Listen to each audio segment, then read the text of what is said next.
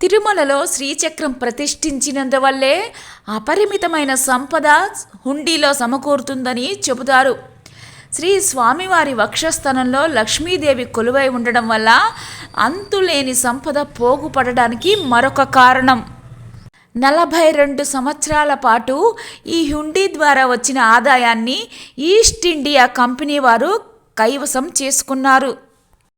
తరువాత ఇది మహంతులకు అప్పగించబడింది. 1933వ సంవత్సరంలో ఆలయం తిరుమల తిరుపతి దేవస్థానం ఆధ్వర్యంలోకి వచ్చేంత వరకు మహంతులదే పెత్తనమైంది. అప్పుడు హుండీ ద్వారా వచ్చే సంవత్సర ఆదాయం సుమారు 2 లక్షలు ఉండేది. ఇప్పుడు అది ఇబ్బడి ముబ్బడిగా పెరుగుతూ 2024వ సంవత్సరానికి 1365 కోట్లకు చేరుకుంది. శ్రీవారిపై భక్తుల విశ్వాసం ఏ స్థాయిలో పెరుగుతుందో తెలుసుకోవటానికి ఇంతకంటే నిదర్శనం మరొకటి ఉండదు. 2023వ సంవత్సరం జనవరి 2వ తేదీ దినసరి ఆదాయం వైకుంఠ ఏకాదశి రోజున 7.68 7,68,00,000 వచ్చాయి.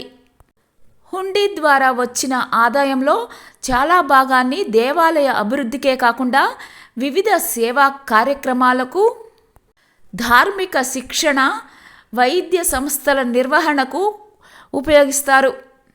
శ్రీవారి హుండీలో కానుకలు సమర్పించి బయటికి వచ్చిన వెంటనే ఎడమవైపు ప్రాకారానికి పైభాగంలో ఒక నిలువెత్తు బంగారు ధనలక్ష్మి ప్రతిమ అమర్చబడి ఉంది.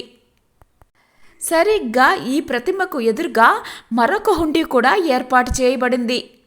ఈ అమ్మవారు స్వామివారికి ఈశాన్య మూలలో కొలువై కనక వర్షాన్ని కురిపిస్తూ భక్తులను అనుగ్రహిస్తూ ఉంటారు. స్వామివారికి భక్తి పూర్వకంగా తృణమో పణమో సమర్పించిన భక్తులకు ఈ వరలక్ష్మి విశేషంగా సంపదలను ప్రసాదిస్తుంది. భక్తుడు ఎంత విలువైన కానుక ఇచ్చాడో ముఖ్యం కాదు అని, గంగి గోవు పాలు గరిటెడైనా చాలు అన్నట్లు అచంచల భక్తి విశ్వాసాలతోటి, నీతి నిజాయితీలతోటి ఆర్జించిన సంపదలో ఎంతో కొంత భాగాన్ని తన శక్తికి తగ్గట్లుగా కానుకల రూపేణా సమర్పించుకుంటే అంతకు 10 రెట్లు స్వామివారు కృపావృష్టిని కురిపిస్తారు.